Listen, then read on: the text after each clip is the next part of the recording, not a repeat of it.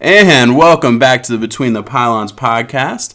I'm John Camacho. Mrs. Jacob Waters. We are here again. We have a action-packed show. We are going to talk about the NFL playoff picture, the biggest things that can change. We kind of know the top, we'll say 14 teams that can make it to the playoffs, and we're going to talk about the different scenarios. We're also going to give our favorite underdog, the team that probably nobody's talking about, but we like to have a shot at, at least messing something up. Yeah, either messing something up or pulling the 2007 Giants and going all the way when no one really expected. Yeah, there's always that kind of opportunity.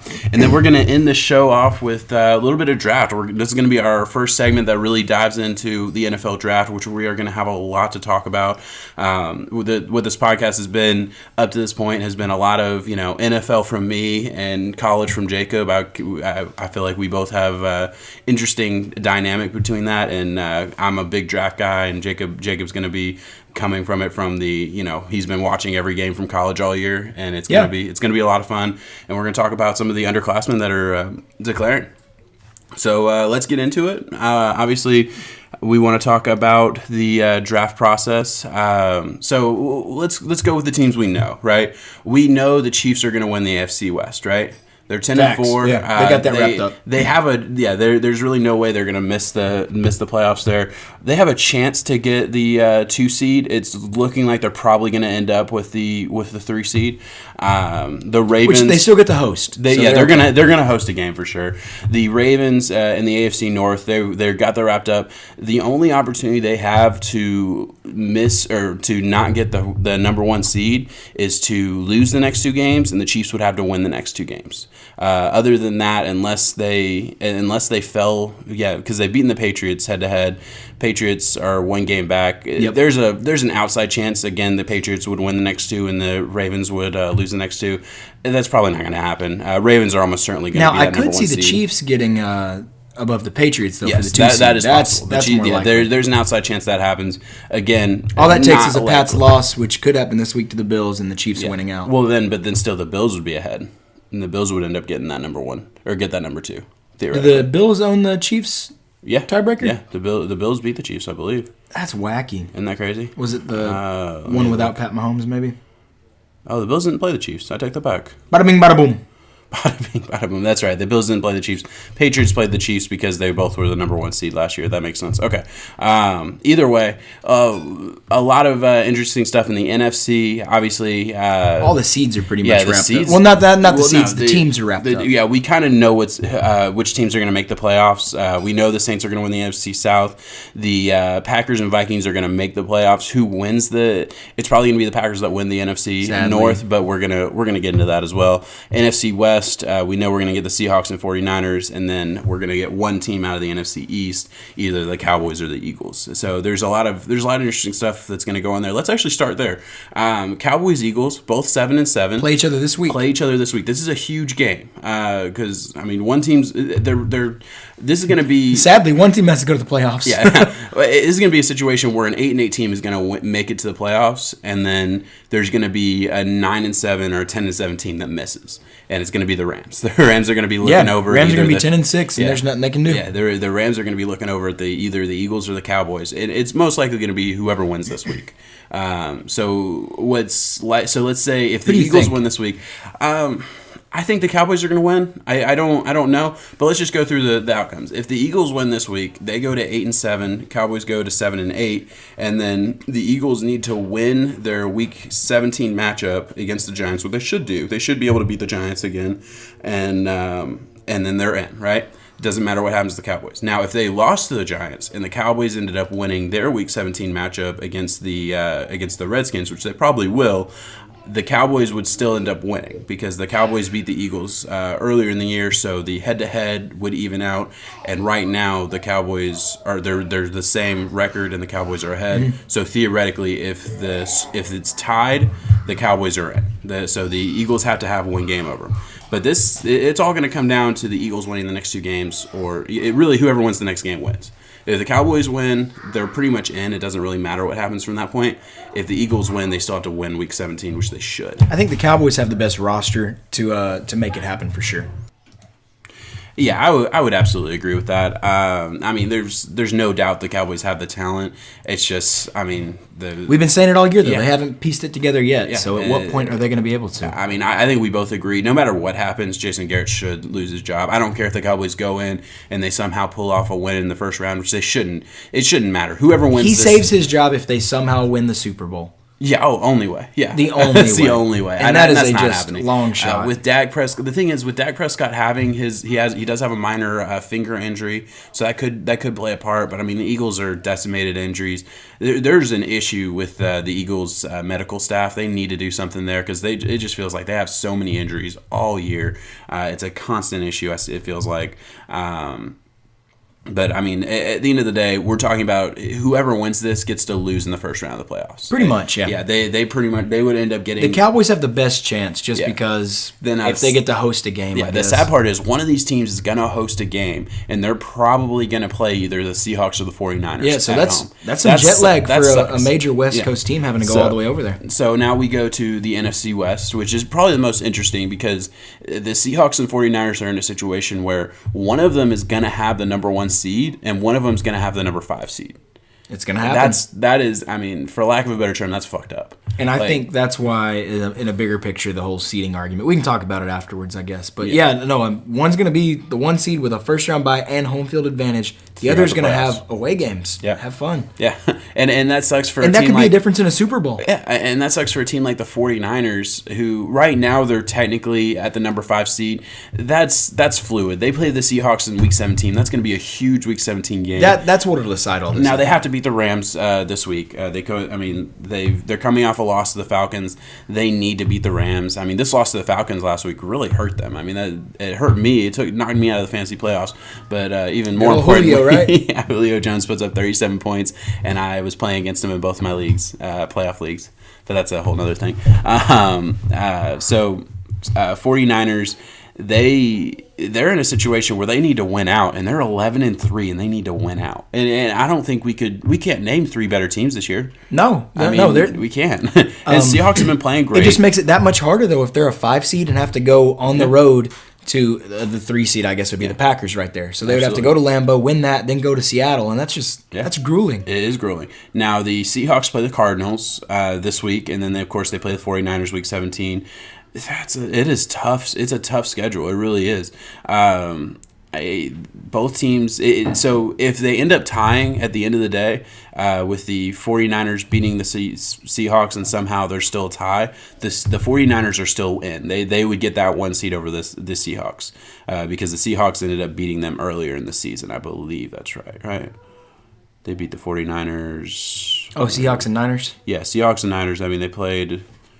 Yeah, exactly. I was going to say, I'm 90% sure they won in overtime. I remember that game.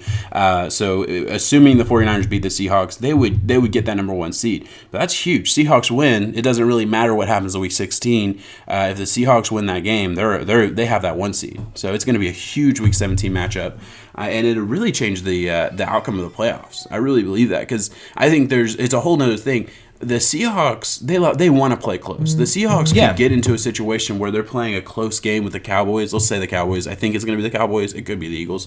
But the Seahawks can get in a situation where they're playing a close game in Dallas and lose. I don't think that happens with 49ers. And I don't know. No, Seahawks always play. Yeah, they'll play teams close like that. I think the 49ers are the better team. You have Russell Wilson. You have that factor going for it as a whole and coaching and all that. 49ers are way better. That defense is stout. Yeah. Seahawks are good. I think both teams have legitimate Super Bowl chances. One of them will be ruined with that 5 seed, though. Yeah. Now, do you believe that? Do you think that if the 49ers are in the 5 seed, let's play it out I think like whatever that. 5 seed will win their first game and that having to go on the road and not against that 1 or 2 seed. They could end up, they could, if the 5 seed would theoretically play the 2 seed, which whoever would be it is the going to have to Packers. play, they're going to have to play the Cowboys Week 1, 4. So I think the Niners easily take care of the Cowboys. Like you said, Seahawks could struggle with that. We've seen that matchup actually a lot in the past few years with when the Cowboys make it. It's the Seahawks. So that's interesting. Then we go to the NFC North, and that's a big game this week. And I know you have your personal bias here. I know. So I'm gonna take the lead on this. Obviously, the Packers are in the lead. They're up by 1 game over the Vikings. Vikings are 10-4, and they're looking at the 6th seed. That is horrible, absolutely isn't it? ridiculous. So no, we could win out and be 12-4. And it is unfortunate because the Vikings could beat the Packers this week. That would put them at tie schedule or tie record wise, which I actually do believe. I think the Vikings can beat the Packers on Monday night. They haven't beat us yet in our new stadium. Now Dalvin Cook being out, Alexander Madison being out, that could be a huge factor. But we'll see. If the Vikings win this week, that puts the Vikings at 11-4 and these Packers at 11-4. Packers still have would still be in that 2 seed or would still have the division because that'd be their only division loss because of a division win. The Packers haven't lost in the division yet, and then unfortunately for the Vikings, they play the Lions week 17, and the Lions, I mean, they've won 3 games all year. Yeah, the Packers do, and we play the Bears again, who we dropped the first game to. So it's looking like it's not going to matter. Like as much as this game could have an impact, and there are ways that it could happen. If the Packers lose their next 2 games and the Vikings win their next 2, they get the division. It's probably not going to matter. Even if the Vikings win and then the Packers win week 17 and the Vikings win week 17, the Packers still have that number 2 seed. Yep. So that's where it's looking. It's having to go through Lambeau is huge. Yeah, it's going to be a situation where a 10-4 Vikings are going to be on the road against probably the Saints in the NFC South. I don't want that. No. Vikings the Saints want that. They want us to come down from that Minneapolis fine. Miracle. Yeah, that is fine. Yeah, so that'll be interesting. It'll be a great game. It'll be a fun game to watch. The history of it is incredibly exciting, I would say. I mean, I'm sure you remember where you were when that happened. Well, which one? You could go from Bounty Gate, where they were beating up on Favre. You could go about that one. The Minneapolis Miracle. Yeah, there's been a few. Yeah, there's a lot of great games there. So that's pretty much the NFC North. I think we covered everything, right? Mm-hmm. It's looking like, I think if we had to guess, it's going to be the 49ers in the 1 seed. So we haven't talked about the 2 seed. That's the only thing we haven't talked about. The Packers, if that situation happened where the Packers end up, we're saying 11-4. 11-5. Yes. No, 12. Losing this week to the Vikings and then winning. Beating the Lions. they would be 12-4 total. The Saints if they went out, theoretically they play the Titans and the Panthers. If they went out, the Saints are probably going to get that 2 seed. I would think. They should. Yeah. They should. So the Saints are rooting for the Vikings this week. It's so crazy to see how tight everyone is record-wise, and in the next 2 weeks, because the Titans play the Saints. We'll get to the AFC in just a second, and we'll talk about the Titans. Yeah. It's do or die time. Yeah. And then, so if the Titans somehow do, then the Saints drop to 11-4. That opens up. They're definitely a 3 seed. It could give the Packers the And now if the Saints do go to 11-4 this week, they're probably going to sit everybody because they're kind of locked into that 3 seed. They're going to sit everybody against the Panthers because it doesn't matter at that point. And then they're technically still getting their bye. They're just getting a bye a week early. It could all be real. I mean, all those teams vying for it right now could drop this week somehow because we've seen upsets happen. Falcons just beat the 49ers at their home. It could come down to some Week 17 matchups. And there is an outside chance, a very, very small outside chance that the Vikings could get to 12-4. The Packers go down to 11-5 if they lose their next 2, and then the Saints would have to lose one of their next 2, I believe, and then Vikings could vault themselves to the 2 seed. There's so much stuff. We're talking about a situation where the probable 6th seed is a couple games out from the 2 seed, and it just doesn't happen like that. No, I haven't seen it like this in a while. I feel like it's one of the more interesting leagues where as competitive it's ever been. With the top teams. We're going into Week 16. We pretty much know all the teams that are gonna be in, except for the NFC East winners. But there's so many different ways that it could play out. So now let me bring up the argument for you then, since the NFC is where this is most relevant. Yeah. The seeding. Do you think the rule needs to be changed? And we've talked off air about this. I feel like no. I really like the way there's rules and there's rules down to like you can go online and you can look up tiebreakers in the NFL playoffs and it goes down the line all the way down to a coin flip. Things, to the point where it's like, you know, the amount that you won by in like games. You know what I mean? Exactly. Like you played the Giants, you beat them by 20. We played the Giants, beat them by 17. Yeah, exactly. So things like that, I like that. I mean, I think it'd be more fun for us nice if it wasn't like that, and we could have a lot more conversations like we do in college. We talk about all the different possibilities. I'm fine with the way it works out. Yes, it sucks this year for the Rams. The Rams are. It feels like we're always in the situation though with the NFC East. We haven't had a strong one come out of the Cowboys since they did the Dez drop it thing. I mean, yeah, but 12-4.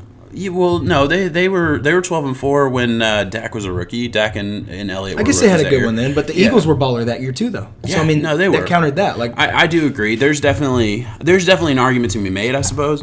I think it does suck for teams like the Rams this year, where they're probably gonna have a better record than the NFC East team that goes to the playoffs. And we've already talked about it's gonna suck.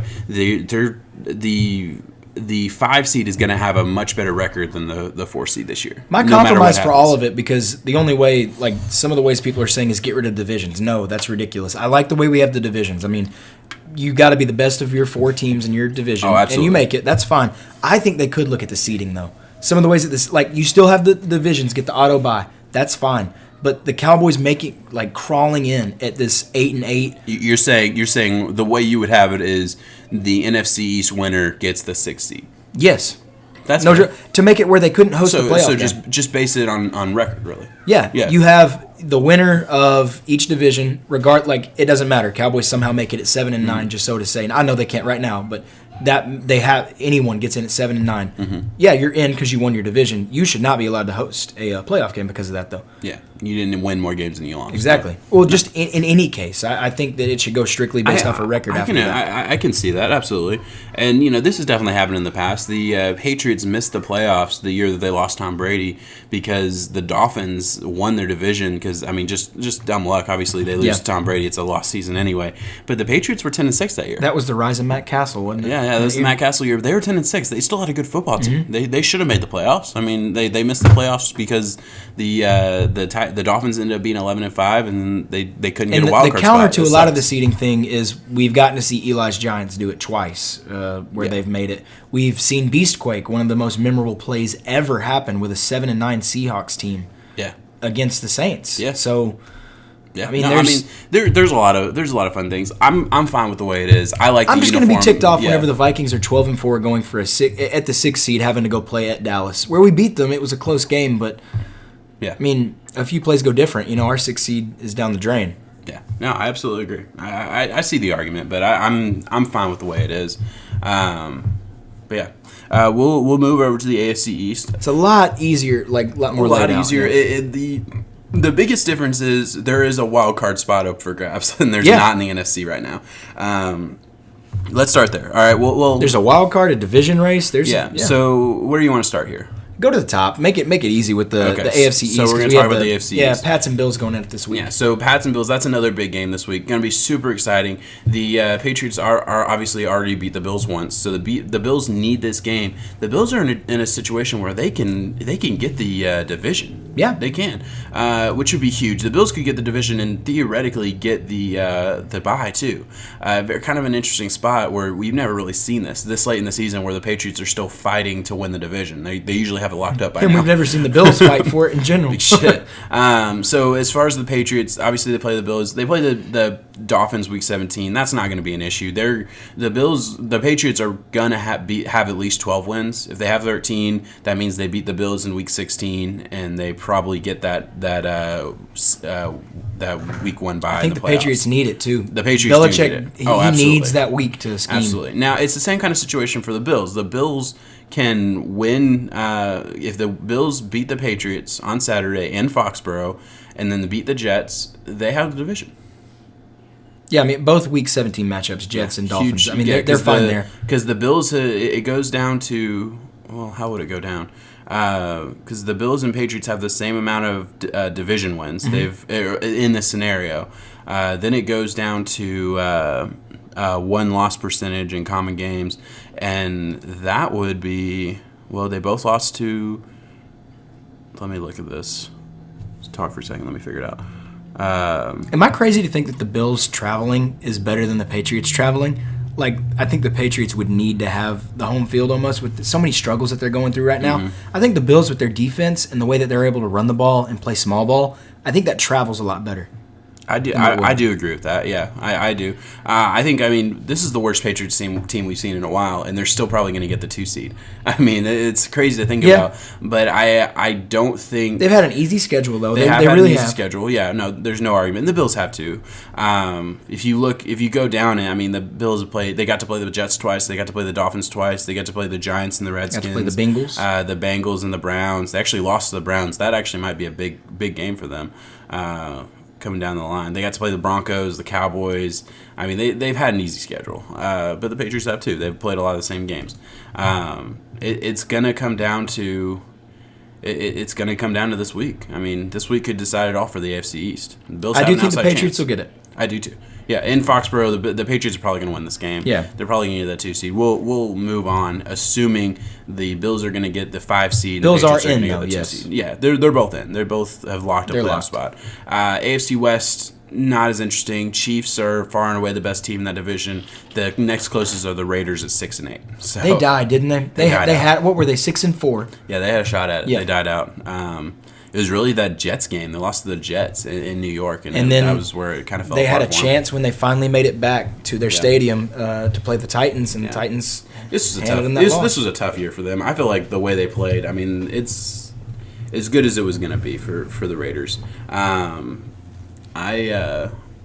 I would say the Chiefs are probably going to get the 3 seed, right? There is an outside chance again that the Chiefs could end up at that 2 seed. Most likely, they're going to have the 3 seed and get to play either the Titans or the Steelers, right? Or technically the Texans. Yeah, there's so much weird stuff that could happen there. Which we'll get into that. AFC North again. Ravens. They're the 1 seed. You think anyone's stopping the Ravens? I don't know. Is that your Super Bowl? Probably. I mean, they're one of those teams where they've been so good and they've been so electric, but it's not the way we're used to seeing it. We're used to seeing like electric teams or the high flying, exciting games. No, this team is a power running football team with a great defense, and they just happen to have an elite athlete at quarterback. I mean, and a good quarterback. Don't get me wrong. I'm not saying he's just an athlete, but he is an elite athlete as well. I say, watch what you say. They'll jump on you for that. Don't at me. Don't you say he's a running back? No. Don't at me. Watch out. But I mean, y'all know how much I love Lamar Jackson. He's so much fun to watch. They've been rolling. It seems like they haven't slowed down at all. They lost a couple games early. That's the only reason they've lost 2 games. They lost a couple games early. Yeah, it was before they really figured out the Browns. Yeah, they lost one to the Browns, and they lost one to who else did they lose to? It doesn't matter. But they've been on a roll lately, and they've been destroying everybody. Their next 2 games are against the Browns and the Steelers. The only reason they would lose one of those games is if they sit, and they're probably going to sit against the Steelers. See, and that's what will end up helping the Steelers and kill the Titans. This is a big game. What the Titans need. So we'll move on for that because the Ravens are in a situation where they might be sitting Week 17 because it doesn't matter. The only reason it wouldn't matter, the only reason it would matter is if the Chiefs somehow win the next 2 games and the Ravens lose the next 2 games. It's the only way. That's the only ways they lose that number 1 seed, which they want. They want the number 1 seed wrapped up because I mean it's home field. Yeah, there's an outside chance the Patriots could do it, but the Ravens have the head-to-head matchup against the Patriots that the Chiefs. So their Ravens are kind of safe there. The Chiefs beat the Ravens earlier this year. That's the team I was thinking about. So what the Titans need to happen, and we'll get to that in a second. The Titans need for the Browns to beat the Ravens somehow this week. The Titans' goal is to make Week 17 matter for the Ravens. So if Week 17 matters for the Ravens, they beat the Steelers. Let's get into that next. The Titans and the Steelers are fighting for that. The Titans have an outside chance of getting the AFC South, but that's probably not going to happen after they lost this week. What they're really doing is fighting for that 6th seed with the Steelers. Now they're both 8-6 right now. It is the Steelers that are in. So if there is a tie at the end of the year, the Steelers have the tiebreaker, and they are in that 6th seed. What the Titans need to happen is they need to win out. They need to get to 10-6. And the win out's not easy. They need to beat the Saints this week and then beat the Texans in Week 17. With both teams, the Saints, we already said that game matters a lot. The Texans, of course, that game's going to matter. Yeah. Now the Texans game, it might not matter. There is a chance the Texans could be already set for that 4 seed. Where there's nothing really they can do. Saints beat the Titans this week, and the Texans win. It's wrapped. Division is wrapped. It is wrapped. So what would happen is if Yeah, so because if the Texans and Titans tie, the Texans still have the AFC South, and if the Texans are pretty much in the 4 seed no matter what, or let me phrase that, the AFC South has the 4 seed no matter what. There's no way, there's no mathematical way that they can get ahead. Yeah, there really isn't a way they could. Titans win the next 2. Texans, of course, playing the Titans would drop, and then the Titans would go in at 10-6. Yeah. And the Texans would be 9-7 out. I mean, it's a lot of weird stuff that can happen. The Titans, obviously, the Titans need to win out. They need to get to 10-6. That's the only way they can get in. They need the Steelers to lose the next 2. They play the Jets this week. The Steelers do.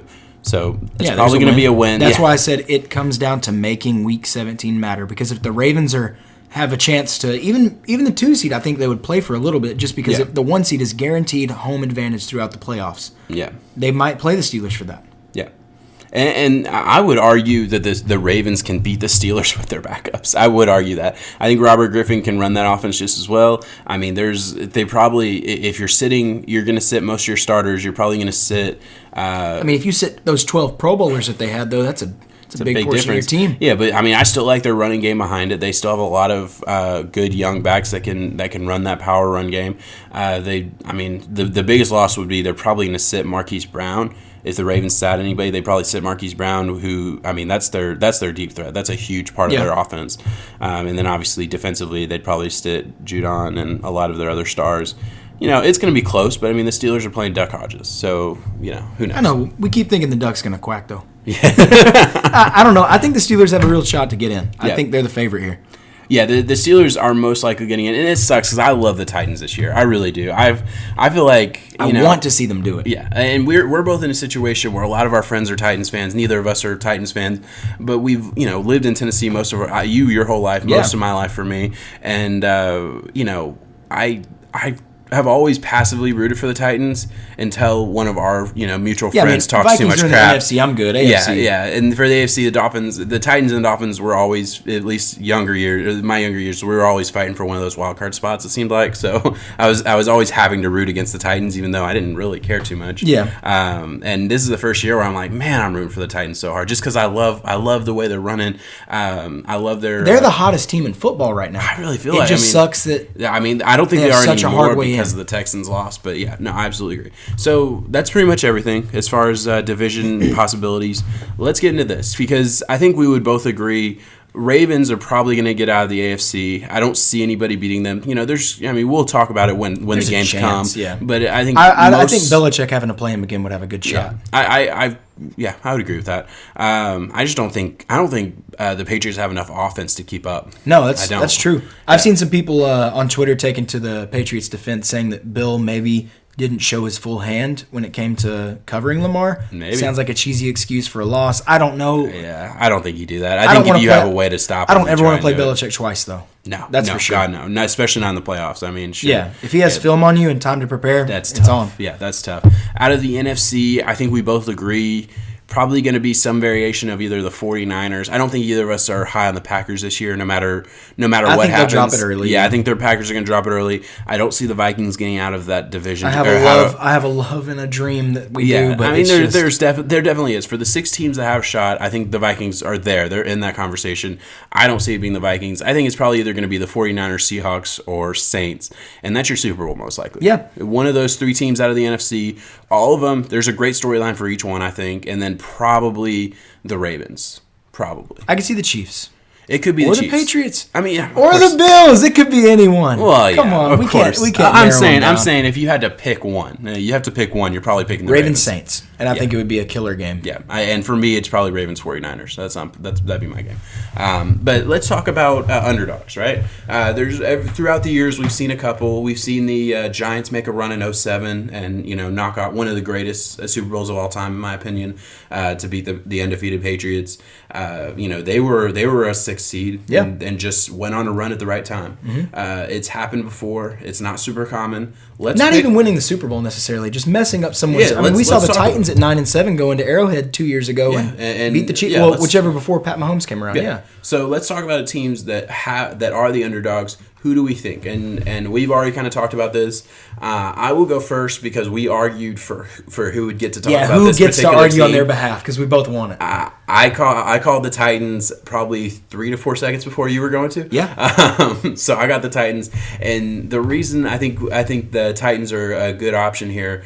The Titans have two things that work really, really well in the playoffs: defense and running game. The Titans are a top 10 defense in the NFL, and the Titans have a great running game behind Derrick Henry. A beat you down for 4 quarters type of run game, and those things travel. Even if the Titans are the 6th seed, they can go into Arrowhead and make some noise and slow down that Chiefs attack. They already beat the Chiefs at their best. Pat Mahomes threw for 400 yards. Yeah, they were able to beat the Chiefs, and they were able to do it the same way we saw the Colts do it early in the season. Control the game. It's going to be tight. It's going to be tough, but they can do it.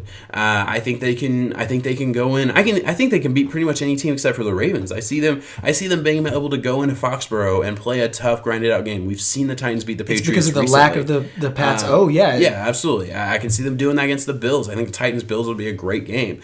I can see them doing that against a lot of teams. And then you have the X factor of Tannehill's a good quarterback. Tannehill is a really good quarterback. They have the A.J. Brown. They have the. It's funny how A.J. Brown's the number 1 now, and crazy. And no one's talking about Corey Davis. And Corey Davis is the number 2, but I mean, they're 2 good wide receivers. Yeah. Corey Davis just isn't built to be the number 1 receiver, the number 1 X receiver that he was drafted to be. I just don't see it. But they still have a great receiving core, and Tannehill can throw it around and he can make some plays. He's played really well. He's proven to me, because I mean, y'all know this. If you've been listening, I've been telling people. I was telling people early on when the Titans era, or when the Tannehill era started in Tennessee. We've seen this before. I've seen this for 6 years. It's not going to last. And I'm a believer now. I've watched Tannehill take a really good team, because it's the best team Tannehill's ever played on. The Dolphins never had the infrastructure that the Titans have. They've never had that. And Tannehill's been able to take the pieces he has. And I mean, Tannehill has a beautiful deep ball. He has some legs. He can make him some moves. And he's made some plays to win some close games already. They have a chance to go in and be that Cinderella story in the playoffs. Nashville would get crazy. Nashville would be amazing. And now for It'd be awesome. I want to see it once in my life. Oh, absolutely. For anybody who hasn't been in Nashville, Nashville is one of the best party cities in the world. We'll in my drink opinion. for anything. And then when our team's doing good, oh god! I mean, when the Predators were good, I mean, it was amazing. Like, we shut down downtown because you go from 2nd all the way up to like 8th. It's literally blocked off. We shut down downtown Nashville for the Preds to play. Yeah. People weren't even going to the game. We were bringing lawn chairs and watching it outside, sneaking in beer and whatever else we snuck in. And we were just partying, man. Man, it was a great time. Nashville would pop off. It would be absolutely amazing to be downtown with the Titans playing. Probably not going to happen in the wild card, but if they could get to that AFC Championship game somehow, that'd be an amazing Sunday. That'd be an amazing Sunday downtown. Just as a event fan, just to be down there. There's a chance they can host a game here. No, there's not. Yeah, win the division. Well, yeah, if they win the division, that'd be insane. You host a game. Yeah, I the only way they win the division is if the Texans lose their next 2. So the Texans have to lose to the Buccaneers this week. A hot Jameis Winston hand, and then the Titans take care of it. Which we really didn't talk about, because I don't really think it's going to happen. But yeah, the Texans have to lose to the Bucs, and then obviously Week 17 would be very interesting. Man, that'd be awesome. There's a chance. That would be awesome. I'd be very excited to see that. Yeah. With that being said, I'll kill all of it. And I will take the Texans as my Cinderella underdog story. The Texans? Oh, you're throwing me for a loop. Yeah, okay, all right. For a loop here. Well, J.J. Watt just tweeted out, it's not over yet. He's coming back. He's not done. He is looking to play Week 17 now against the Titans. I didn't know that. Did that just happen? Yes, that just happened. He said it's not over yet. So everyone on Twitter is popping off, going crazy, thinking that he's going to be able to make his return. If not for the Titans, if that game matters, he's definitely going to be ready for the playoffs. He'll be good to go. I think with Deshaun Watson, it's a top 5 quarterback. D-Hop's top 3 receiver in the league. They have their O-line is getting better. Defense can play above average. And I just would never count out that offense. I think if they get into a shootout with someone, you never know what can happen. Yeah, I like that. I like that pick. Texans definitely have. I mean, they have the firepower to do it. They do. I would argue I don't think their defense is up to task. I mean, now J.J. Watt's a huge piece. Like I said, you get into JJ could change a lot of stuff. Absolutely. But yeah, if they could go in and they can get into a looking at the way that they played the Patriots, and I know it's a Patriots offense, but it's still Tom Brady. It's still the Patriots. Let's not count them out. Yeah, the Texans linebackers, they stepped up to that challenge and they took care of the game. I mean, they've been playing good lately. Whitney Merciless had a 96-yard. And if you throw JJ back into that scenario with a great offense, there's a chance that anything could happen. I mean, it's still a top 5 quarterback in Deshaun Watson. I'm not going to count them out. What also helps is that they're in the driver's seat for the division. The Titans need other stuff to happen in order to get in. They're gonna end up playing. Well, the reason I don't love that pick is they're gonna end up probably playing the Bills in a week 1. The playoffs. 4 or 5 matchup. Wild card matchup. I think that's a good matchup though. I don't really know where I would go with that. I could see either team winning. There could be an argument. I could see either team. Yeah, absolutely. I'll give you that. Yeah, those are some good ones. What do you think is gonna happen if you have to pick one team? Who's your Super Bowl winner? Ravens. Who do you want to win? Who's your Super Bowl? Who's your team that you're rooting for the most? God, rooting for? Yeah. Of course the Titans, take the Vikings out. Take the Vikings out. And take the you're saying the whole thing? Yeah, I'm just saying, what storyline do you like the most? You're asking me to take my favorite team of my entire life. Obviously, Drew Brees. I would want Drew Brees to win. You want to see Drew Brees win? I'd want to see him win it, and he'd probably retire after that. I don't want to see Seattle. I'm sorry, I just don't.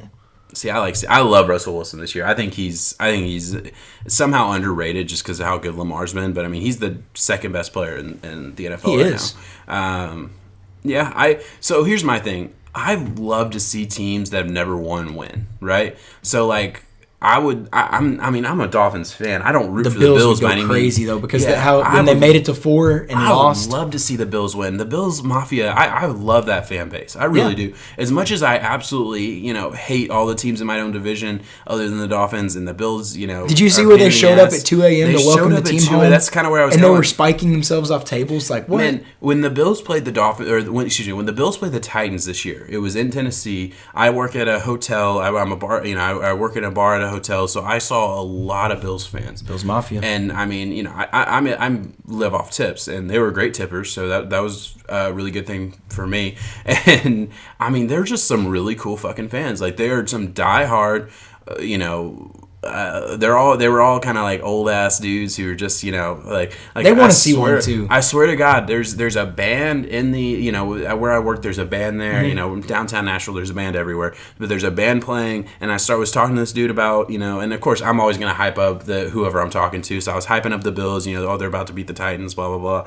And he starts a fucking chant, and I swear he starts a chant, and the rest of the restaurant, a bunch of Bills fans, they just came in. It was probably like a Saturday night right before the game, and they all just started chanting Bill, let's go Bills or whatever they were chanting, and it was louder than the band playing right next, it's a good fan base. Travels well. Great fan base. They lost those 4 games in the year. Yeah, I think that'd be a cool storyline. And then I think we were talking about this last night. I always root for the superstar quarterbacks to get one early. I would love to see Lamar get one early. Lamar, get the quarterback, get the Super Bowl early. Or Pat Mahomes, because you hate to see a storyline evolve, which it's just the media that does this, and I hope that we don't become that. But it puts a huge weight on that quarterback's shoulders. It does, where it becomes this storyline where he can't win the big one. Yep. And it's so sad to see because it's like you can have all the talent in the world and be on a bad team. That's Look what it did to John Elway. Yeah, John Elway. I mean, they took the monkey off his back. That was one of the most iconic things after he won. Yeah, absolutely. And we've seen it happen with the other way with Dan Marino. He never won one. He went there his second year. Yeah. And he never won it. He never went back. He was never able to win it. Always think he will, but never did. And he was always on a bad team. Like he carried the team every single year for years for the Dolphins, and they could never get it done. And then that's his legacy. Oh, he was great, but he never won. Like he never won the big game, and that's just sad. I feel like that's sad for a great quarterbacks, and I'm talking about the elites. And I think Lamar is an elite quarterback. I'd like to see that as well. If he wins one, I'd have no problem with it. But yeah, those would be mine too. I see that. Pat Mahomes, yeah. It wouldn't bother me to see Brady. I know I'm going to get hate for that because the Patriots. Oh yeah, they deserve a 7. It wouldn't bother me. Right. I like him. I like Tom Brady. I like Tom Brady too. I like Tom Brady. It's hard to like Tom Brady as a Dolphins fan. It's hard to believe that 11-3 people are writing them off, as we just did. I mean, because we just said the Chiefs, yeah, we the just Ravens. went down the line and we exactly. we did. So I don't know. It wouldn't bother me to see Tom Brady go out in style. Okay, but is he going? If he wins 7 Super Bowls, is he done? If he wins his 7th Super Bowl this year, back-to-back Super Bowl winner, gone 4 years in a row, you think he's done now? I mean, I don't know he wasn't what done point. last year. I don't know at what point. There's rumors this year that there's a chance that he may not be with the Pats next year. So who knows exactly? Yeah, but we don't know what's going on there. I agree with that. I don't think. I know 98% of America would hate Tom. They would hate the Patriots even being in the Super Bowl. Yeah, so, I can't believe you're picking that. I'm very surprised. It doesn't bother me. It doesn't bother me. We're literally seeing greatness. This is something we can tell our grandkids at one day in our lives. I was about to go there. Yeah. I absolutely agree. We are seeing something we'll never see again. As any sports fan should take back the resentment and all the hate and all the bullshit around it, and just appreciate the fact that we've never seen something last. We will not long. See this dynasty. Yeah, and it's a testament to Tom Brady. It's a testament to Bill Belichick. It's a testament to the organization. With that being said, I'm not going to root for a team to win their 7th Super Bowl. I see what you're saying. And first off, you asked me to take my Vikings out of this scenario. Of course, yeah. Because you talk about teams wanting to win their first one. We're tortured with it. We have not gotten one yet. I could have said the Vikings. You're right. Yeah. So I would like to see that happen. I would like to see it just because I think Kirk Cousins is an incredibly talented quarterback, and I hate the shit having an insane year. And he's getting nothing. No, nothing. Everyone was on his ass at the beginning of the season, and he's been at the head of a 10-4 team. Yep. And now they're saying, "Good job, you're doing what you should do." Yeah. Now he's getting the money for it, though. Yeah. Well, yeah, he's getting paid. Yeah, I don't feel too bad for him. Well, that was a great conversation. Unless you have anything else, we'll switch gears. All right, so let's talk about a little bit of NFL draft. Obviously, the college season isn't completely over yet, but we're getting to the end. We're getting to the point most where of the teams, all before, literally. Yeah, and we'll talk obviously a lot more next week about the college matchups, and we went down who we think's going to win and all that last week. But let's talk a little bit of draft. We're going to be draft heavy this year. I mean, I've built an entire program to grade NFL draft. NFL draft prospects. I've done a lot of work on this behind the scenes, and I'm so excited to bring it out and talk about it. And we're getting to the point where guys are starting to commit. Guys are starting to say, "Hey, yeah, we're." It's a lot of juniors that are talking about going to the NFL and foregoing their final season. Some are kind of surprising. Some are kind of surprising. So let's start there. With probably the most surprising of them all, and we're going to talk. We'll start running backs. Obviously, I think we both agree there's such a short shelf life for running backs in the NFL. Go when you can. That if you have an opportunity to get drafted, if you're probably going to get drafted, you should probably go.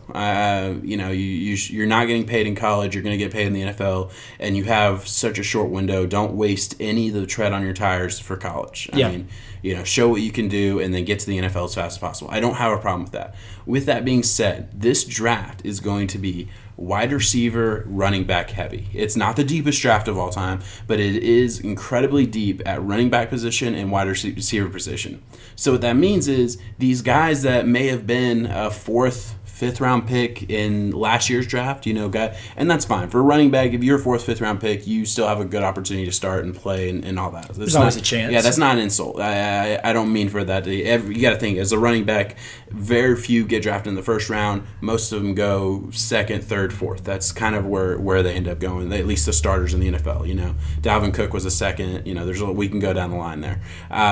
So what I say with all that is the guys that could have been a 4th, 5th round pick last year are probably going to be 7th or undrafted this year, just because of how much talent there already is going into the draft.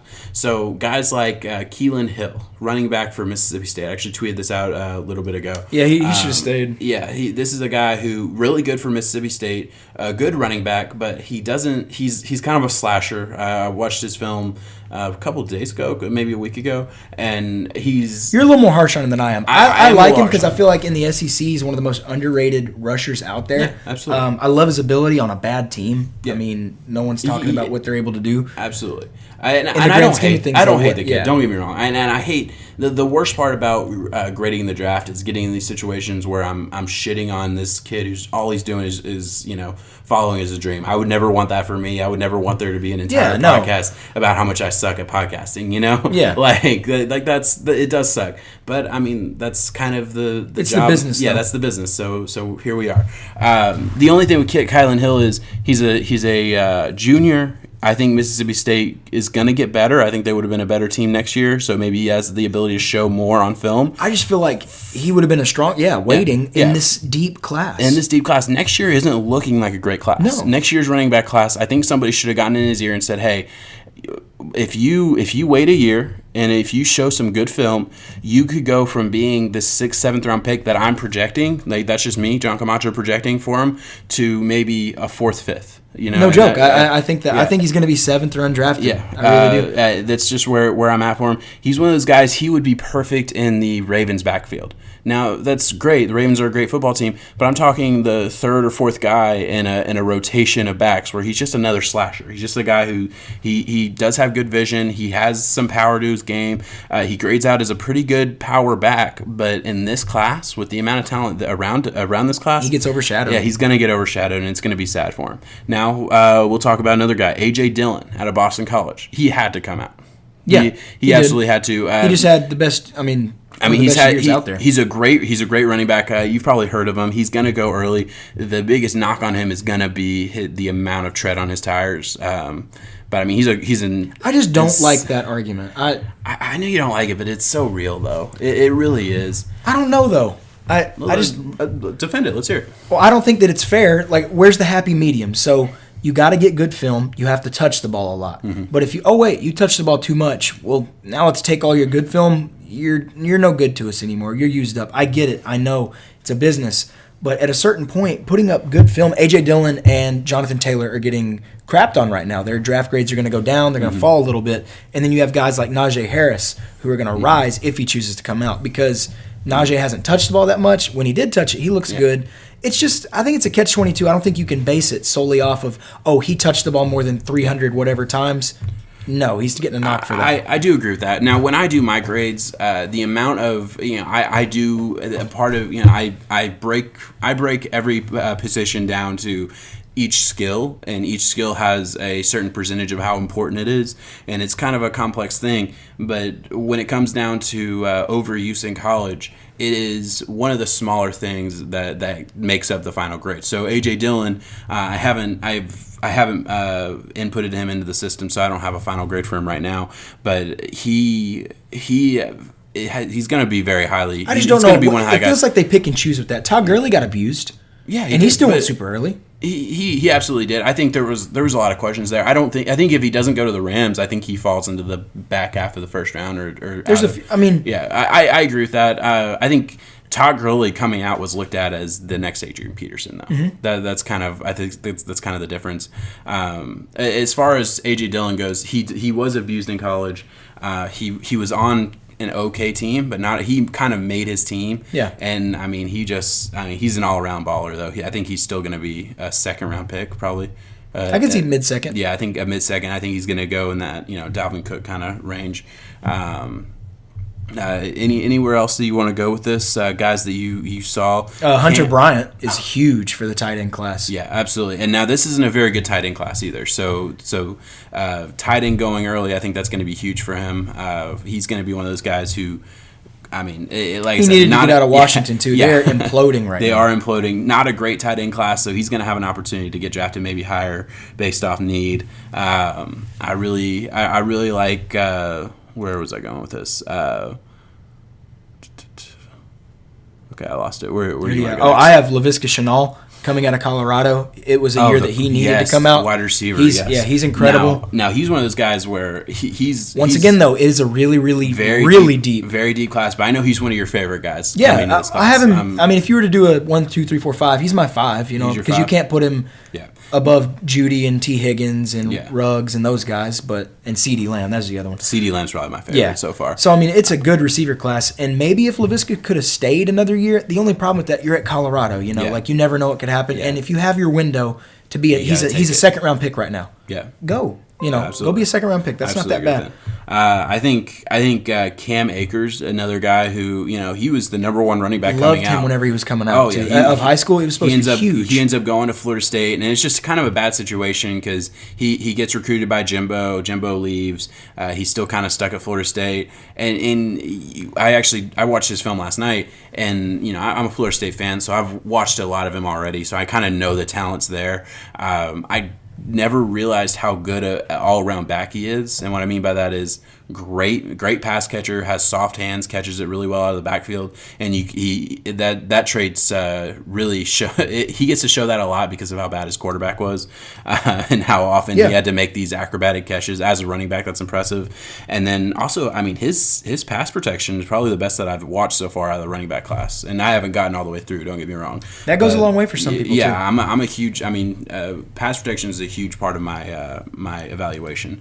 And he was textbook all the way through. I was a huge fan of his. I think I saw C.J. Henderson on the list. C.J. Henderson is from Florida, defensive back. He's coming out early. Yep. He's a first-round pick. Yeah. Absolutely. A lot of times Florida defensive backs in years past haven't done so well. They missed a lot. But you can't base just that off It's of not one. fair. Yeah, that's one of my least favorite things. But it's in our heads, though. I mean, we just said it. It's one of my least favorite things in scouting when a kid out of a certain college, any college, at a certain position misses. You miss it because it happens everywhere, and then the next kid up, it gets graded worse because of it. It's not fair. All it takes is a different scheme, a different system for some. I mean, look at Kyle Van Noy coming out. Was a good prospect going in the mid rounds. Was nothing for the Lions. Yeah. Patriots pick him up, and now he's a Pro Bowl snub. So different teams do different things. The crazy thing about Kyle Van Noy is I was listening to a podcast, and they were talking about, I can't remember. I wish I could give credit to who it was, but I don't remember off the top of my head. But they were talking about how Kyle Van Noy, the coaching staff for the Lions, knew the talent was there, but didn't know how to use him. They just didn't utilize him. Yeah, they didn't know how to use him, and then he goes to the Patriots, and you can see, you know, talent's talent. If you have it, it should be able to show in the right situation, and he has it, absolutely. And he's going to make a lot of money, too. I think he's going to end up going to one of the dumb teams. It'll be one of those guys that the Pats let walk. They bring in another comp pick. Exactly. Exactly, and it's how the Patriots work. It's the system. So let's talk about this, and this is kind of off script a little bit, but this draft, like I said, huge for running backs and wide receivers.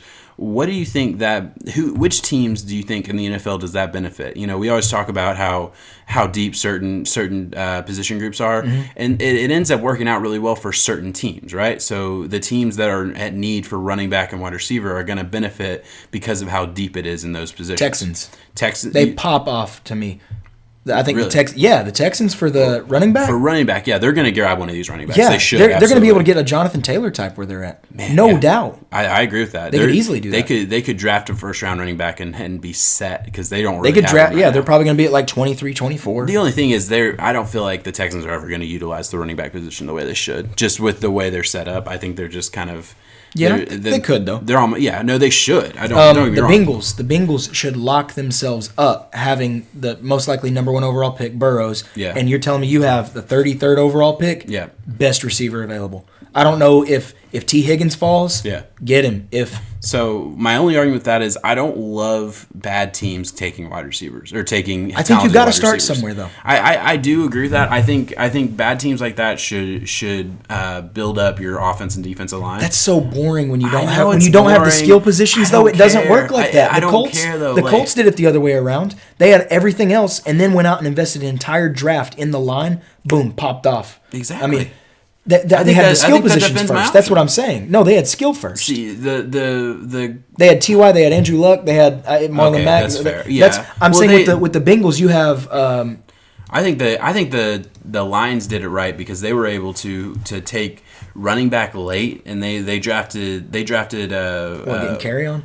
I'm sorry, not the Lions. I'm sorry, the Colts. I think the Colts did it right. They were able to draft Marlon Mack and who's their scat back, Jordan Wilkins, and there was another one, Nyheim Hines. All three of those came from the exact same draft. They drafted them all late. They knew they needed to upgrade the running back position. They just took 3 shots in the dark at guys, not in the dark. Yeah, but you know what I mean. If you were the Bengals, though, what would you do then? I mean, because I don't know if you go second round O lineman. They have their left tackle who got hurt from Alabama. I can't think of his name off the top of my head. He's actually coming back. He'll be coming back. Jonah Williams. Jonah Williams. So you have Jonah, you have Joe Mixon. You still have an AJ Green, who I know some people don't believe in him. I don't think he's coming back. I don't think he's going to play for the Bengals ever again. Well, then even more reason to go get that receiver with Joe Burrows. If you get Burrows, God dang, I don't want to see him suffer in Cincinnati with nothing. I agree with that. I absolutely agree with that. The Cardinals did it with Kyler. I was thinking more along the lines of the Bills. The Bills are going to be in a situation where they can take 2 really good wide receivers back to back in the first and second round and completely change the way their football team looks. I would love to see them get CeeDee Lamb. Man, I think he'll be long gone before the Bills draft. I mean, the Bills are going to be in the 20s. CeeDee won't be a top 10. Ooh, he's top 20. Yeah, there's a big difference in 10 and 20, though. I think it's close. I think top 15. Jerry Jeudy and Ruggs are going before CeeDee just because Ruggs, they're saying with his speed. I disagree with that. I think CeeDee has an outside chance of being Trust me, I like CeeDee a lot. I do. I really do. I think he puts the better film together, like when it comes to his big playmaking and actually catching the ball. Yeah. But off the tape stuff with this combine coming up, Jeudy and Ruggs are going to blow it away. Blow it away. Yeah, no, I absolutely agree with that. CeeDee plays better on the field. That will not translate as well as he'll do good. He's a first-round receiver. I'm saying they're saying Henry Ruggs has a chance to run a 4.19. God, that'd be insane. That's legitimate. That breaks my system. The 4.19 breaks the way I grade the 40. They timed him at Bama with a 4.28 Yeah. already. So I mean, if he does that, that's gonna just people buy into that speed factor alone. Look what it did for John Ross. Yeah, but I don't think John Ross is a good example for why you should take a fast guy early. I think Henry Ruggs is better all around than John Ross. He has more catching and all that. So that's why I see CeeDee going in the like 15-ish, 20. Yeah, I mean, I think the Bills are one of those teams that could trade up. Like that's exactly what they did for their prime target Watkins. for T. Higgins or something like that too. Yeah, they trade up for Watkins. I could see them trading up for a wide receiver. We saw it happen a long time ago with Julio. Yes, if he's that good, go get him. Go absolutely, and it changed that team. They had a real shot at being. I mean, one of the number. I mean that was when the Falcons were the top of the world for a couple of years there. Yeah, you go make those moves if you can. And I want to see that happen. That's a team I would love to see the Bills go up and get. Yeah. Like if it is CeeDee, if they're sitting at like 8-9 or something, and they think, oh God, so and so's going to take them, just go. And I'll be honest, as a Dolphins fan, I'd be totally fine if as long as we're out of the Chase Young sweepstakes. If we're out of the Chase Young sweepstakes, I'd be totally fine trading back with one of those teams into the 20s and taking another first round pick next year. I'd be fine with that. So I mean and I think a lot of other fan bases would, along the NFL. Raiders are another team. The Raiders could be a CeeDee Lamb spot. I mean, the Raiders could take CeeDee Lamb in the first round. They'd be drafting right in that between 10 and 20 area. They need since they lost AB, they got to do something. Absolutely. With it. Who else do we like? The Titans are pretty set at wide receiver. I think the Titans should take another running back just to have somebody behind. Depends on what they do with Derek too, because they could choose not to pay him. They have to pay him, right? I mean, he's played. What are you going to pay him? Yeah, because since that big run last year against the Jaguars, he has the most touchdowns and rushing yards. He came on last year. Does that mean number one money? Good God! I mean, yeah, you're right. You can't pay him the way you're paying Elliott. I think he'll ask for it though, don't you? I think he'll want to be one of the top 3. I think he knows he can't get it. I know. Right? That's what I'm saying. Like I don't know. I would hate to see the Titans lose him just to redraft. If Melvin Gordon can't get it, Melvin Gordon's a better running back than Henry in my opinion. I think he's more all around. Yeah, absolutely. But you got to think as Derrick Henry and Derrick Henry's agent, they're sitting there going, "Well, I can show you on paper where I'm number 1 right now. Pay me." Yeah. Oh gosh, I don't know what the Titans are going to do. But the Titans could do that. Could be like, look, go talk to the rest of the NFL. See if you think you can get that kind of money. You can't. I think the Packers are another team. They're going to be really, really well set up for this draft. I mean, they never go cool position though. They always go. I know, but they need some wide receivers behind Adams. They never do it. Nobody. They need to do it. They have nobody behind Adams. You remember at the beginning. If they're smart and the Bengals let AJ Green walk, go get him on some low deal and bring him in. They should have traded for him. But they don't ever do stuff like that. That's the thing with the Aaron Rodgers and the front office not helping helping him as much. Yeah. Maybe they've turned the page. I think they have. I think that in the past year and a half, 2 years, they've really been able to go out and, I mean, they signed a lot of guys on defense, and it really turned the defense around. Their defense isn't great this year, but it was pretty good at the beginning of the season, and it's been a lot better than it has been in years past. I would you want to see the Falcons take a running back? Because I'm done with absolutely. Devontae Freeman. The Falcons need to take... I forgot to tell you, I had a dream that they took Jonathan Taylor. Really? I mean that. I was going to say Zach Moss. I think Zach Moss would be a great spot for the Falcons. Yeah. I think the Bucs have to take a running back. The Ronald Jones saga is Peyton Barber. Peyton Barber. He's serviceable. No, Ronald Jones is the Ronald Jones. Yeah, he was. I'm not gonna lie. Ronald Jones was my number. It was the first year that I ever and actually what happened to him had a rankings. It was, when Ronald Jones came out, he was my number 2 running back, and I was wrong about him. I don't know what I missed. Something was off with his drive. It just seemed like he didn't care. He couldn't. Yeah, he's picked it up a little bit, and he could have one of those Derrick Henry kind of careers where it comes on later in the career or later in his rookie contract. Yeah. I think the Vikings are in one of those situations where I know they have running backs. I know I love Dalvin Cook. I really like Alexander Madison. I think they should draft another one, and not in the first or second round. The Vikings, the Vikings. I think they should take a 4th or 5th round pick and put a running back there just because of how important just because of how important that position is to the Vikings. And I'll go one step further. I think my strategy. I've said this for years, and I'll say it again right now. My strategy if I were a GM, I would take a running back. If not every year, every other year, in the anywhere from 5th to 7th round. There's so many guys that pop off. There's so many guys that they come out of nowhere and fill that role. I would want to have a stable of young running backs, and this is as a GM. If I'm controlling a team, I would want that. And also, it's so easy to hit. I'm fine with a running back by committee. Yeah, yeah. It's so easy to hit on running backs late, and as a GM, you would want that on your record. Because when you take him in the first round, you put so much on that because he has such high expectations and the money. That, but I mean, you can get the Jay Ajayi's for 2 or 3 years. A really great running back, just doesn't last super long. You can get guys like that in the 5th to 7th round area, and I mean, that's what I would do. Any team, I could pick out any team and say, yeah, they could use another running back. Shit, the Saints, they say they need to replace. I don't love Latavius Murray. I think they need to replace they played so different when they went from Kamara to Murray. They just swapped everything up. It's insane. I mean, it really made us respect how good Ingram has been. Yeah. We've talked about that a lot. Giants need a receiver. They do need a receiver. Redskins need a receiver. Eagles. Both of those teams need a lot, though. Yeah. I mean, there's more than just pointing that out. Yeah. Eagles could use another receiver. JJ Arcega-Whiteside hasn't made the transition that I expected in his first year. And then, I mean, shit. Alshon Jeffrey runs a 4.7. It's just sad. He can't get rough. Open. Separation is what you need, and that's just not it. I swear. I think that's it. I think we're good. Anything else you want to talk about draft-wise? No. Give me your prediction. Do you have any type of thing behind Joe Burrow's not going number 1? Because I bet money that he's going. I think Joe Burrow's going number 1 and Chase Young is going number 2. And as a Dolphins fan, I really want that number 2 seed. Is the fight for the 2 seed still up? Yeah, it is, right? The Dolphins have an outside chance. This is something, I guess I haven't talked to you about it, and I don't know how many people care that's listening right now. But yeah, they need some things to happen. Obviously, you're rooting for, as a Dolphins fan, I'm rooting for the Giants. I'm rooting for the Redskins both to win. But there's a lot of teams right now at 3-11.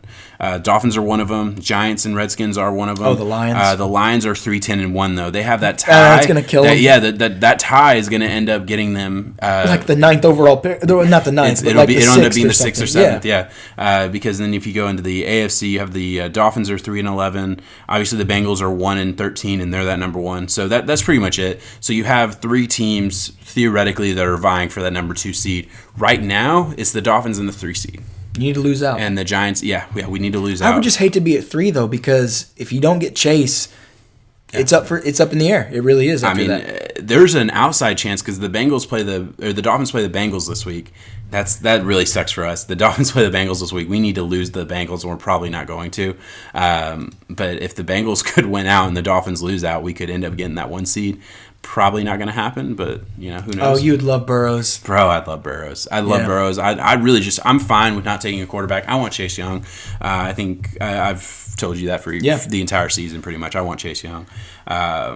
But I mean, a lot of teams are going to want Chase. I just Young. don't know where you'd go with the 3 spot after that. You could go. There's you a could drop go off. lineman. You could go boring. the way it's looking, and this isn't. I'll be 100% honest. This is a lot of Matt Miller talking. He's one of my favorite draft analysts, and I was listening to him the other day, and he was talking about how there is a drop off. Obviously, we know the drop off from 1 to 2. Yeah. Once Joe Burrows and Chase Young goes, that's the drop off of elite talent, and then you go to that next level. After that, there's around 15, 16, there's another drop off. So yeah, you get out of the next. Yeah. So it's going to be interesting. We're going to get hopefully, that number 3 can go either way. I mean, you have 3 picks in the first. We have 3 picks in the first. It's going to be 1 pick, obviously in the top 5, and then and the 2 Steelers picks probably in the 20s. In the 20-ish. Yeah. So we'll see how it goes. Yeah, that's for anybody who cares about the Dolphins. That's the Dolphins talk. Get rid of all 3 picks to move up and get Burrows. Yeah, I'd do it. I'd get rid of. I mean, I don't think the Bengals would, but I would. Yeah, absolutely. That'd be. I think he's the real deal. I do. Yeah, absolutely. Well, so we'll take a pause here. We will make our picks. We'll go pretty quick because we've already talked about the interesting games already. But we'll come right back. And we're back. We're gonna do some picks here. At this time of the year, it kind of sucks. It's like, man, it's almost like, there's only like 3 or 4 games that really matter at this point, and they're fun. It's fun to watch, but there's a lot of games where it's like so many garbage time games. Yeah, it's a lot of games where you're just looking at like you're almost just scouting like you would for next year. It's like what can we see? Who's going to play well? Who do we think can be good next year? It sucks for me who sits down and watch every single game, and it's like, okay, I don't care about this, don't care about this. You wonder if they care sometimes. Yeah, oh, absolutely. The greats, you got to feel like, the guys who know they have a spot next year, who no one's really watching them, like, well, who cares? Yeah. Unless they have a stat that they want to break or something like that. It just doesn't matter. All right, Lions at Broncos. Broncos. Yeah, I'll take the Broncos as well. I think the Broncos. Lions are too beat up. Yeah, absolutely. Raiders at Chargers. I'm going to take the Chargers. I think this is Phillip Rivers' last run. His last couple games as a Charger. I think. Okay, let me say this. This is the last time playing at the end of the season for the Chargers. What I think is going to happen is I think the Chargers are going to draft a quarterback, and it'll be one of those. It'll be a lot like what they did with Eli this year. Just if Phillip stays, Phillip will, it's not his. Yeah, Phillip will get the start, and then week 4 or 5 they'll transition over. Which I hate that they do that. I really do, because it's like you're throwing a season away because you're just throwing a season away. First 3 or 4 games can go rocky. Doesn't really matter, and it always ends up the rookie ends up getting his shot. Anyway, I'm gonna take Chargers. I did the Raiders. Yeah. Giants, Redskins. This is just a battle. I mean, both fan bases want to lose here. Just draft pick. It's a battle for the 3 seed. It really, for the 2 seed. It really is. It's the Skins are gonna win. It's kind of funny how we can. I mean, we already talked about this. But we can make this weird narrative where it's a battle for the 3 seed. Mm-hmm. Saints, Titans. I think the Saints are going to win this game. Picking the Saints because I will be rooting very heavily for the Titans. Yeah. I think we both will. That's a big game. Very excited for it. Steelers, Jets. I'll be rooting very heavily for the Jets. I'm taking the Jets just because I feel like the Jets are one of those teams that's going to play upset for somebody. This is the time of year where the Jets have nothing to play for. They came out of nowhere and blew out the Raiders and ended their season. Yeah, but they have nothing to play for. Why not play upset for a team like the Steelers that, I mean... It would help the Dolphins pick. It would help the Titans overall. Yeah. I mean... Absolutely. I had the Steelers. Bills, Patriots. I will take the Patriots again. We both did the unimpressive, and we took the Patriots. Yeah, we don't. I'm rooting for the Bills. I'd love to see the Bills win this, but don't go against Belichick. Nope. Not in Foxborough. I think that's a tough one. Not with Josh Allen. He's improving. He's playing very well. Yeah, he really is. But it's just hard to say that he's going to go into Foxborough. I think next year is going to be a big year for Josh Allen. Get him a receiver, like you said. Yeah, absolutely. Rams at 49ers. 49ers have to win this game just to stay up. Better not drop another easy one. Yeah, and the Rams are good. They're not really. Are they playing for anything? No, they're out. Yeah, there's no mathematical way that they can get in. So they're just. I mean, again, trying to play upset against the thing about this game is the thing that's interesting. It's the coaches dynamic. The Shanahan and McVay. Yeah, they have good matchup. Yeah, they have a great rapport, and they're both kind of young offensive mastermind type of guys. And I promise you, the Rams want to win this game, or LaFleur really wants to win this game. So we'll see how it happens. I still think it'll be a good football game. Texans, Bucks. We both took the Bucks here. Yeah. Kind of surprising, isn't it? Yeah, I'm going to take the Texans. I don't know. That's fine. Yeah, I don't. Are you sticking with the Bucks? Yeah. I think Jameis, with the way he's been playing lately, and I see it being a high-scoring game. Who knows who finishes it? Yeah, I know. I absolutely agree with that. Once again, the only sad part is they're going to be playing without both of their top receivers. Yeah, so that's a little scary. They're going to have to fill that. Rashad Perryman's actually been playing really well for the Bucs. It's one of those names that nobody's talking about. If you're chilling out in your fantasy championship, go get him. Yeah, honestly. If you need help. Jaguars Falcons. I think the Jaguars can win this. I think they're going to be I think the Falcons are just going to be elated by the win last week, and it's going to be kind of a letdown game for the Falcons. I picked the Falcons just to keep. Let me ask you this: do you think Dan Quinn saved his job? I think they said he did already, didn't he? Him and Matt Patricia? I hope not. I know they said Matt Patricia's safe. I thought I saw something about Dan Quinn being safe too. We should do that next week. We should talk about the quarterback or the coaches. Yeah, because we should already know. Yeah. I saw something about Freddie Kitchens may get an extension. Everything I've heard, like it's weird. It's this weird dichotomy where it's like, I don't have any sources. I don't know. I'm just basing on what I see. I'm going off what I see on Twitter. Yeah. There's no reason that the Browns should stick with Freddie Kitchens. Like, he didn't do a good enough job. But everything I've heard is they're gonna keep him. And I mean, shit, they kept what's his name after a 0-win season and a 1-win season back to back.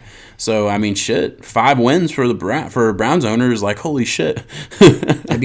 Yeah, that's crazy. Ravens Browns. I can't imagine the Ravens losing this game. Ravens.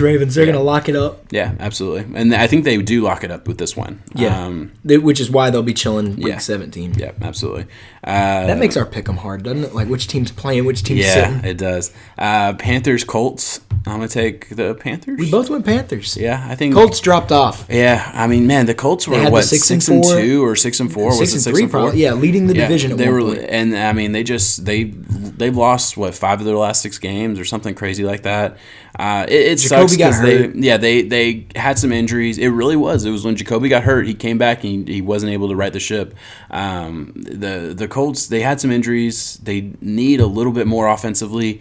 When T.Y. Hilton went down, they had nobody. I mean, you got to think they lost T.Y. Hilton. They lost Funchess early. They lost their rookie that I really liked. Yeah, Paris Campbell at Ohio State. They had Zach Pascal was there. Zach Pascal, yeah. Yeah, that's rough. Shit. And Marlon Mack got hurt. They had just had injuries all over the board. And then their defense is okay, but it's not great, All right, we'll move on. Bengals Dolphins. Another crap game playing for the draft pick. I picked the Bengals just because I'm rooting for the Bengals. I don't know. The Bengals can win this game and still be. 2-14 still I picked the Fins. Yeah, Fitzmagic's going to play all out of it. I swear to God, man, he is. Like, please put in Josh Rosen. Put in Josh Rosen. Yeah, just lose. Man, it sucks. It's like at this point in the season. Because we've had this argument all year, but at this point where the Dolphins now you're ready to lose. Yeah, the Dolphins coach is not trying to lose, obviously. But I feel like Flores has proven what he needs to prove. He's shown that he can take the worst roster in the NFL and win 3 games, and that's awesome.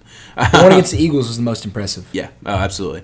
That hurt too. God, but it's like I just want Chase Young. I just need Brian Flores to look at the draft and be like, yeah, that dude's real fucking good. Guy too. I know. Like, think about what you could do. Lose. Just lose. Please. Lose the game, man. Whatever. Cardinals, Seahawks. Seahawks have to win this again. It's another one of those. Cardinals are one of those teams that could pull off the upset, though. They really could. Seahawks play down, and the Cardinals with that offense. You just never know how it's going to click. I know. It's going to be interesting. Next year's going to be a fun year. We're going to see what the Cardinals really are next year, I feel like. Yeah. Cowboys, Eagles. Who wants to lose worse, I guess? Yeah. We both take the Cowboys. I had Eagles at first, and I was just like, I just don't think they can. Yeah, truly, I'm just taking it on the talent. I think the Eagles have the better head coach. I think I think Carson Wentz is the better quarterback, but there's just so much talent around the Cowboys, and Elliott's been playing out of his mind the past 2 weeks. He really has. All right, Chiefs Bears. Chiefs are going to win this game probably. Chief. But the Bears, this is one of those games where the Chiefs probably aren't really thinking about this game too hard, right? Yeah. Like, they're kind of locked into where they're going to be. Could be one that they drop unexpectedly. Yeah, I could see it happening. I definitely could. The Bears ended up saving their year, too. No joke. I know they didn't make playoffs and they had an underwhelming overall performance, but with the way Trubisky... Exactly. He has. And I'm so excited for him because I've been a Trubisky fan, and it's one of those things where I haven't. Well, yeah, I know, but I've been a fan just of the person. Like, I like the guy. I listen to one of the interviews where how he handled it? All the adversity, because there was no doubt about it. I mean, everyone was already saying Cam Newton or Jalen Hurts or someone else is going to be the quarterback next year. And he handled it well. And it's one of those things where it's not his fault that Patrick Mahomes and Deshaun Watson were drafted later. Yeah. It's not his fault. He didn't choose that. Trust me, he did not want to be in the draft class with Deshaun Watson and Patrick Mahomes. He doesn't. He's not happy about that. He wanted to be the Deshaun Watson, Pat Mahomes. Yeah, he does not want that to be his legacy, and it's going to be. No matter what happens, that's probably going to be his legacy. But I don't blame him for that. Don't say he's a bad quarterback because of that. Now, he didn't play well throughout the season, but he's come on. He played really well last week. He played really well the past couple weeks, I would say.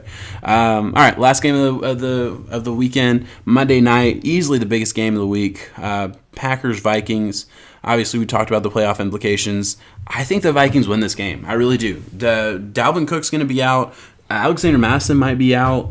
There's a lot of things going against the Vikings, but I think the Vikings are the better football team top to bottom. I think that defense can hold off Aaron Rodgers, who's had a pretty subpar year. We play him really well. Zimmer knows Aaron Rodgers. He knows. And the big question is, can you stop the running game? And I think the Vikings can.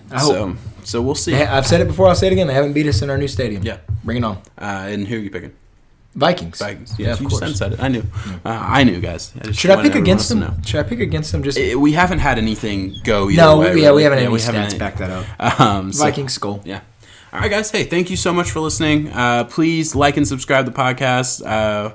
Follow me on Twitter at Between Pylons. Follow me on YouTube, Between the Pylons on YouTube. I'm gonna be I'm gonna be posting a video either tonight or tomorrow about how I'm gonna start putting out 2 videos a week, just talking about football in general. So I'm pretty excited about that.